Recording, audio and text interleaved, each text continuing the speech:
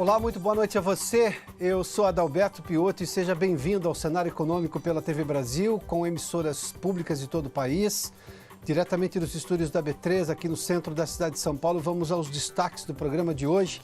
Nós tivemos uma declaração do ministro Paulo Guedes hoje que voltou a defender a abertura da economia, mas fez uma ressalva. Antes, a necessidade da reforma tributária, a simplificação dos impostos. Foi aplaudido por isso, inclusive.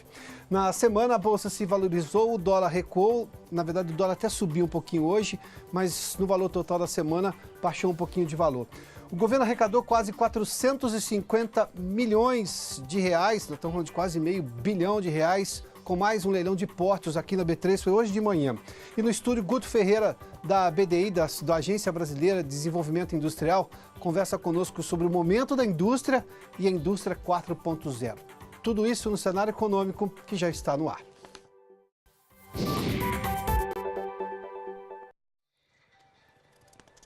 Vamos abrir a economia, mas antes vamos fazer a reforma tributária, simplificar e reduzir os impostos. A declaração do ministro da Economia, Paulo Guedes, foi dada hoje durante um evento de empresários em Campos do Jordão, na região da Serra da Mantiqueira, no interior do estado de São Paulo. Foi aplaudido justamente pelo fato de que disse que vamos abrir sim a economia, mas antes tem que se fazer uma simplificação tributária, melhorar a questão tributária brasileira. Acompanhe. Nós temos a Previdência, nós temos as privatizações, nós vamos fazer essa reforma do Estado amparada também num desenho diferente do futuro do Brasil, que é essa federação que nós queremos fortalecer. O dinheiro tem que ir para estados e municípios, vai ser o dinheiro que vai sair do pré-sal. A outra é vamos abrir a economia, mas primeiro vamos fazer a reforma tributária, precisamos fazer a reforma tributária. Você tem que começar a reduzir os impostos, eliminar impostos, simplificar e reduzir. Vamos pegar 3, 4, 5 impostos, vira só um imposto único federal.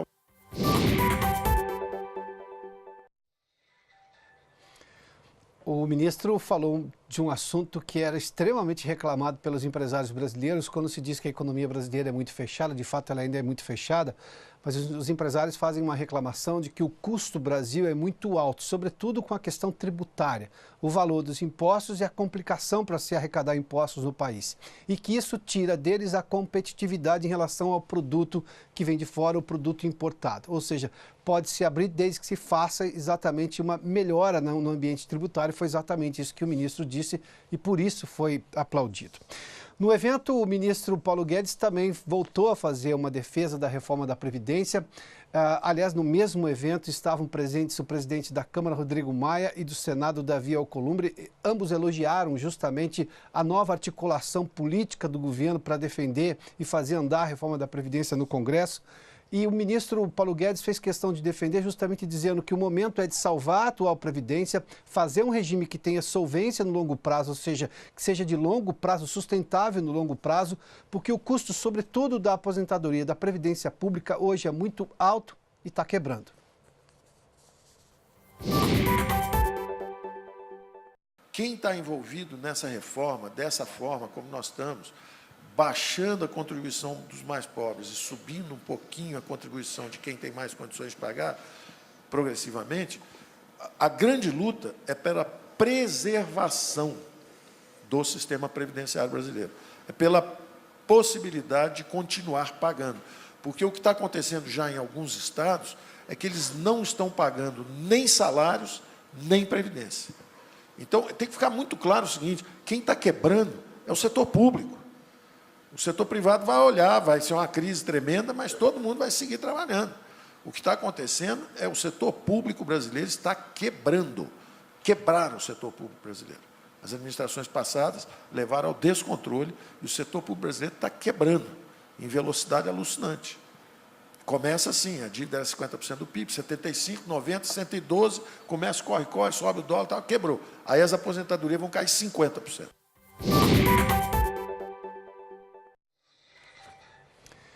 E essa nova maneira do governo de lidar justamente com a reforma da Previdência, uma articulação que está sendo encabeçada inclusive pelo próprio presidente Jair Bolsonaro, mais as declarações do ministro, a sinergia com os presidentes das câmaras legislativas, ou seja, da Câmara e do Senado, claro que tiveram repercussão na Bolsa. Hoje nós tivemos uma alta do Ibovespa, está aqui, olha. O Ibovespa hoje chegou com uma alta de 0,83% a 97.108 pontos. Próximo aqui da máxima do dia, na semana o Ibovespa se valorizou 1,78%. Tinha caído na semana passada depois de toda aquela barulheira e problemas políticos interferindo na economia. Se a gente olhar para as ações, à exceção da Vale, todas as outras subiram, Petrobras, Banco do Brasil, Bradesco e Itaú. Se a gente olhar para o dólar hoje chegou a subir um pouco, 0,40%. Isso é muito com relação a questões especiais, porque o investidor de dólar se recupera na sexta-feira, normalmente tem um investimento em dólar, visando, obviamente, se proteger de problemas futuros na semana que vem. Mas a gente teve uma alta, só que na semana o dólar caiu 1,08%, hoje fechou a 3,87, exatamente o valor da máxima. Bom, a indústria brasileira tem... Vamos nessa câmera aqui, agora sim. A indústria brasileira tem exibido altos e baixos nos últimos tempos, a gente tem falado disso sobretudo na questão da confiança dos empresários, mas é fato que do ponto de vista econômico ela tem perdido, tem desacelerado, tem crescido ainda. Se a gente pegar os dados dos 12 meses, cresceu 0,5% agora no mês de fevereiro. Mas se eu pegar desde julho, o crescimento tinha sido acima de 3% nos últimos 12 meses. Isso é uma desaceleração que obviamente é preocupante. E fato é que a indústria brasileira ainda está com o desafio de ter o que se chama de indústria 4.0, o máximo de inovação que se tem hoje nesse começo de século. Eu falei sobre tudo isso com o Guto Ferreira, que preside a Agência Brasileira de Desenvolvimento Industrial, aqui no Cenário Econômico. A entrevista você acompanha agora.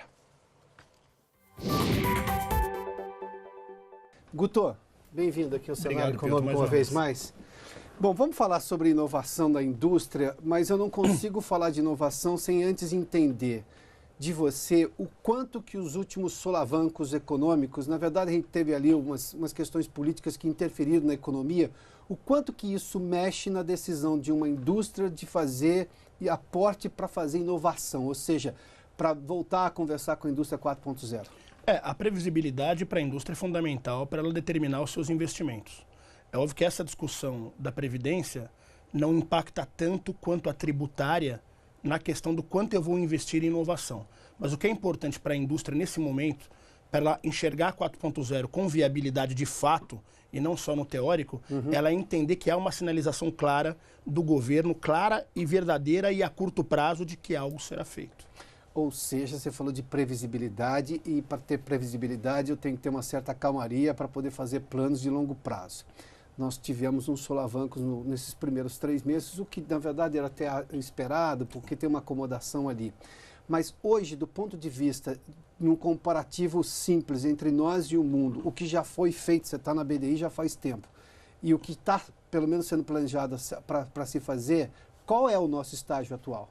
Eu acho que a gente está num estágio intermediário, a gente não está nem tão atrasado e estamos longe do estar avançado. Mas hoje a gente já tem uma base sendo preparada. Tá, mas avançamos, por exemplo, de 2 anos para cá? Avançamos. Hoje, inclusive, Isso é importante. A gente avançou criando a Câmara de Indústria 4.0, que foi lançada no dia de hoje pelo ministro de Ciência e Tecnologia, pelo próprio Paulo Guedes, só que representado pelo secretário Carlos da Costa, onde os 2 ministérios vão estar unidos no mesmo formato do que acontece na Alemanha e agora com uma Câmara Superior discutindo de fato o que acontece. Os pilotos todos da 4.0 foram executados, inclusive pela BDI. Os test beds estão acontecendo agora e vão ser apresentados até o final do ano os resultados. A partir daí, a Câmara já entra, obviamente, com a parte mais robusta do que nós devemos fazer para a 4.0 avançar no Brasil. Para o nosso espectador que está acompanhando, obviamente, hoje, boa parte do brasileiro ainda aguarda uma retomada da indústria para gerar um ativo principal que para ele é o mais importante, chama-se emprego. E, obviamente, que isso vai gerar renda e vai gerar com que se tenha ganhos na indústria, que ela possa ter condições próprias de fazer grandes investimentos. De onde vai vir o dinheiro hoje para fazer investimento? Porque, obviamente, eu tenho um problema de poupança no Estado, que hoje é devedor, o orçamento hoje é deficitário. As indústrias estão, nesse momento, ainda, digamos, do pós-crise, tentando buscar um espaço para crescer. Como é que eu vou? Porque, em algum momento, depende de dinheiro. A decisão, claro, é estratégica, mas o dinheiro é quem vai dar suporte no longo prazo para o investimento acontecer e acontecer por um longo tempo. De onde vai vir esse recurso? Você tem algumas situações diferentes. Por exemplo, as empresas que têm sede no Brasil, mas que têm a sua matriz fora do país, obviamente elas só vão investir no Brasil se elas perceberem um cenário econômico favorável. Esse é um ponto. Elas têm recursos para isso, mas elas travam enquanto o cenário econômico não estiver favorável para investimento. Uhum. Agora, as outras, elas dependem de linhas de financiamento muitas vezes. BNDES, Banco Mundial, o BID, o Banco Interamericano, todos eles já têm essas linhas. O que vai definir se esse dinheiro vai estar na praça ou não? Os projetos serão apresentados com a consistência necessária para que esse dinheiro seja liberado. A política do novo governo é uma política de não subsídio, mas é uma política de apoio financeiro às indústrias que apresentarem algo de fato concreto. Vou lhe dar um exemplo. Uhum. Quando se discute o setor automotivo, por que se discute tanto, não temos mais que ter subsídio para o setor automotivo? Porque nos últimos 20 anos, o setor automotivo ele fez alguns bons lançamentos, mas basicamente ele viveu de subsídio para fazer retrofit de farol, retrofit de alguma outra coisa que não era P&D de fato. Então isso acabou, dentro de uma visão liberal, sendo prejudicado à economia. Então nesse caso agora, a gente espera que as empresas, obviamente, elas se programem mais e que elas tenham a inovação como mote de investimento. Aonde elas vão buscar dinheiro? Nas linhas já existentes. Como elas vão conseguir isso? Apresentando projetos consistentes. Interessante você citar o setor automotivo, ele Sim. é um divisor de águas, porque quem não se lembra da declaração do ex-presidente Fernando Collor de que andávamos em carroça? Sim. Ali nós tivemos uma mudança gigantesca nos carros que tínhamos e dos carros que passamos a ter. Mas nós não tivemos grandes inovações no setor automotivo. Esse é um grande problema, assim. Verdadeiramente não tivemos. E é uma indústria que lida com inovação diariamente. Um ou dois modelos, se não me engano, do Brasil foram plataforma global de lançamento para as marcas. Um deles foi a própria Ford, fez um lançamento aqui que serviu para todo, com algumas adaptações, mas serviu para todo mundo. Esse é um grande problema. Quando a gente não tem isso, significa que você está tendo menos P&D aqui. E aí você faz o quê? Retrofit de farol, de alinhamento, alguma parte do carro um pouquinho diferente, mas não significa que você está desenvolvendo de fato um novo carro, um novo modelo, um novo conceito, alguma coisa assim. Então o Brasil perdeu um certo time na área de design, em outras áreas, bateria para carros elétricos, que a China agora, até o final de 2020, vai ser a maior produtora do mundo de baterias de íon lítio. Tudo isso é a visão do governo, desse novo governo, basicamente nós temos toda a condição de produzir essa tecnologia, mas isso tem que ser uma iniciativa da área privada, e não do privado buscando recurso com o público e não apresentando o que ele se propôs a apresentar. A discussão em cima do automotivo ficou mais ou menos em cima disso. Você fala em P&D exatamente para o nosso espectador. O que é o P&D? É pesquisa e desenvolvimento. Pesquisa e desenvolvimento. Pesquisa Perfeito. E desenvolvimento. Tá. Então a gente tem falar em P&D é muito complicado, porque como que você mede P&D e como que você fiscaliza P&D? Obviamente o governo não tem condição de fiscalizar tudo o que está sendo falado, que está sendo feito em P&D. Então a gente depende também de uma postura do setor produtivo que possa demonstrar resultados de forma mais clara. Bom, e essa indústria muda o que para o cidadão brasileiro? Tanto aquele que vai prestar serviço, ou que vai trabalhar diretamente na indústria, ou que vai apenas absorver os ganhos disso tudo? Essa nova indústria, ela muda tudo. Para quem está consumindo, por exemplo, obviamente significa praticidade, comodidade, em alguns casos, um produto por um valor menor ou uma maior pujança de ofertas no mercado. Para quem está na cadeia de valor, na cadeia produtiva de algumas dessas áreas, como a automotiva, como a área química, a área de plástico, enfim, significa que ele vai ter que entender de novas tecnologias, talvez trabalhar com a máquina 3D, talvez trabalhar com polímeros, talvez trabalhar com algoritmos, para que ele possa estar antenado e não ser sacado dessa cadeia, porque existe uma tendência não de destruir a cadeia, mas ela diminui. Porque uma vez que você tem muita tecnologia envolvida, a cadeia ela não precisa ser desse tamanho, ela passa a ser assim com uma maior eficiência. Então aqueles que se adequarem nesse processo vão ter não só o emprego, mas também a figura do trabalho, que é um pouco diferente da figura do emprego, e vão estar dentro de uma cadeia produtiva. Bom, falamos já de investimento, falamos já de regulação, ou seja, Sim. o desejo do governo de que a coisa ande. E quando a gente fala de mão de obra qualificada, temos isso? Se as indústrias quiserem investir pesadamente no Brasil, ou colocar o Brasil, a sua filial aqui, ou a empresa aqui, como uma plataforma para desenvolver isso, nós temos mão de obra qualificada? Essa é uma grande discussão da BDI, junto com a própria Secretaria de Produtividade, de Emprego, Produtividade e Competitividade, na figura do secretário Caio Megali. Nós temos dois problemas para a indústria 4.0 no Brasil.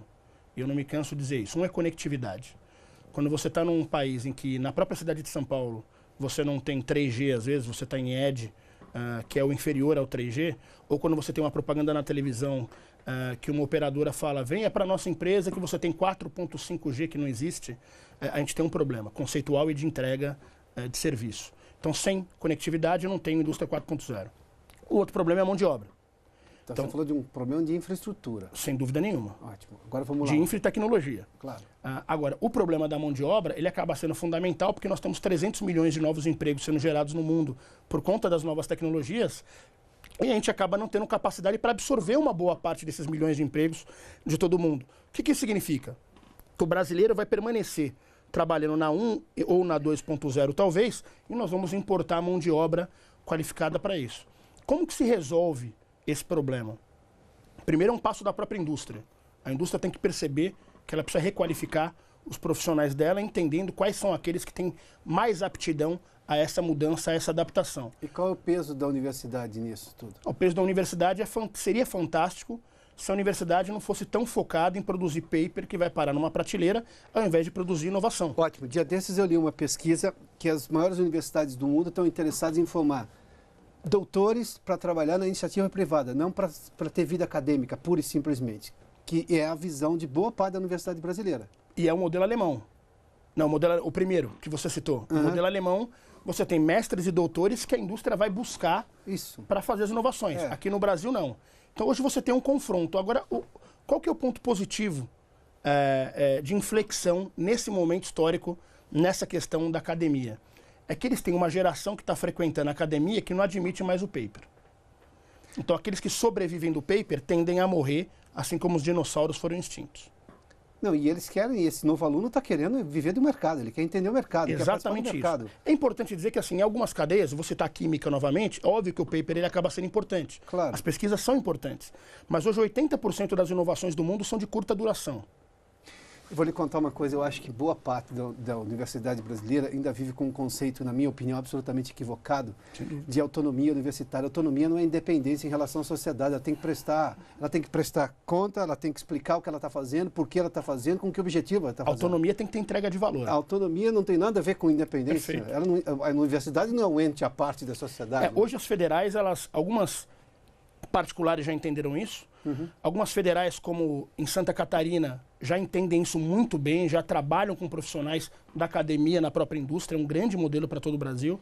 Pernambuco isso também tem acontecido, mas eu arrisco dizer que a maior parte das universidades federais vive de bolsa para escrever uma tese de doutorado ou para uma pesquisa, ao invés de pensar efetivamente na inovação. Vamos falar de digitalização da economia. Esse é um tema caro ao ministro da Economia. O Paulo Guedes tem falado sobre isso. Aliás, tem horas que você não entende por que não digitalizamos isso. Se bem que nós temos áreas extremamente digitalizadas com inteligência artificial que cruza dados. A Receita Federal faz isso com uma competência gigantesca. Daí reside a minha esperança. Se eu tenho um órgão público que faz isso com essa competência, por que outros não podem fazer? Não somente públicos, ou seja, privados também. A gente tem hoje uma discussão da digitalização, ela é interessante. O Brasil está na média de 6 a 8 meses atrasado em relação aos KPIs, em relação às métricas de avaliação da digitalização de economia. Não é um gap grande em relação a tudo que se tem no mundo de atraso do Brasil em relação aos países desenvolvidos. Mas o que traz de benefício essa digitalização? E como que a gente tenta medir ela? Bom, benefício, você quebra a sonegação. Em tese, se você quebra a sonegação, você arrecada de forma mais eficiente. Você arrecada mais de forma mais eficiente. E justa. E justa. Isso pode fazer com que o governo tenha iniciativas, depois de inteligência, para reduzir ou taxa de juros, ou carga tributária, ou outros assuntos, justamente porque você tem uma eficiência maior por trás do processo. E como que a gente começa a avaliar? Do ponto de vista de consumo, eu consigo avaliar a digitalização, um dos fatores é a compra por internet. Então, quanto mais eu compro por internet, quanto mais eu percebo a curva de compra ascendente, eu consigo perceber que eu estou digitalizando a economia.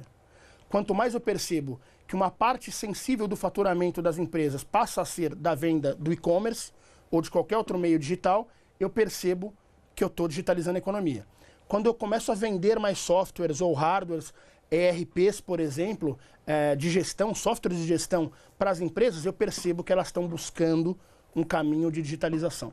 Tudo isso vai ser cruzado depois na formação de indicadores e falar, ó, essa é a métrica que a gente precisa saber para avaliar se o Brasil está se digitalizando de fato ou não na sua economia. E um ponto fundamental para cruzar com isso: não existe economia digital sem governo digital. Então a economia não pode ser digital e o governo analógico. E nisso a gente tem um grande exemplo: o ministro Paulo Guedes e o próprio secretário Carlos da Costa, eles têm uma visão muito avançada do que a gente deve promover de inovação para a economia. Então, nesse ponto, o liberalismo ele traz algumas boas conquistas. Guto, obrigadíssimo pela gentileza. Eu que agradeço. Mais uma vez. Sucesso na BD, Obrigado. viu?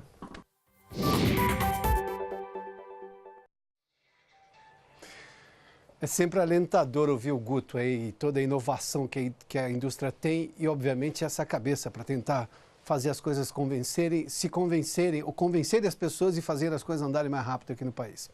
Vamos fazer um intervalo, daqui a pouco a gente fala sobre o leilão de potes que aconteceu hoje aqui na B3 durante a manhã, logo depois do intervalo. Já de volta com o cenário econômico, o leilão de terminais do Porto do Pará, na região norte do país, hoje arrecadou quase 450 milhões de reais. O leilão aconteceu hoje de manhã aqui na B3, você acompanha imagens aí. Foram 6 terminais leiloados e o valor total dos lances somou 447 milhões e 900 mil reais, quase meio bilhão, né? Do total arrecadado, 112 milhões serão pagos à vista aos caixas do governo federal. Dos 6 terminais arrematados, 5 são do Porto de Belém e 1 em Barcarena, que são destinados justamente à movimentação de cargas. O governo considerou, obviamente, mais um sucesso nesse leilão aí, com a iniciativa privada arrematando todos os 6 terminais que foram leiloados. Bom, caiu o número de ONGs e associações no Brasil. Maurício de Almeida está conosco no Rio e tem detalhes desse estudo apresentado hoje pelo IBGE. Maurício, boa noite. Olá, Piotr, boa noite. Hoje eu estou aqui num visual diferente, no prédio da TV Brasil, no terraço desse prédio, que logo ali atrás tem a Avenida Chile. E essa avenida tem tudo a ver com o cenário econômico. Afinal, é na Avenida Chile que ficam a sede da Petrobras, aquele prédio iluminado ali atrás, e também o prédio do BNDES, que fica do outro lado da rua. Mas agora vamos falar sobre o assunto para que eu fui chamado aqui no cenário econômico, sobre essa queda do número de ONGs no Brasil. Esse estudo do IBGE revelou que entre 2010 e 2016 aconteceu uma redução de 16,5% do número de organizações não governamentais e também de órgãos sem fins lucrativos aqui no Brasil. Isso representou uma queda, por exemplo, de 47 mil ONGs. Foram 47 mil ONGs que deixaram de existir. Em 2010, por exemplo, existiam aproximadamente 284 mil organizações não governamentais no país. Já em 2016, esse número recuou para 237 mil. Uma queda significativa de ONGs. Mas o curioso foi que, ao mesmo tempo em que as ONGs diminuíram, aumentou o número de funcionários e organizações não governamentais no país. Foi um acréscimo de 11,7%, que representou 2 milhões e 300 mil novos trabalhadores e organizações não governamentais.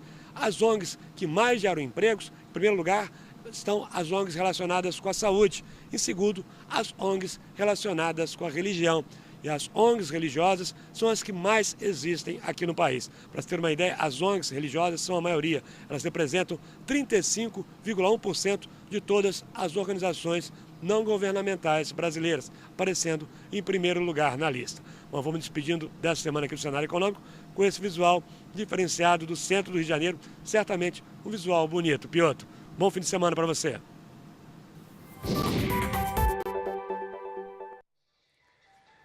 O visual sempre ajuda, né? Obrigado, Maurício, portanto, hoje com o cenário vivo ali do centro do Rio de Janeiro.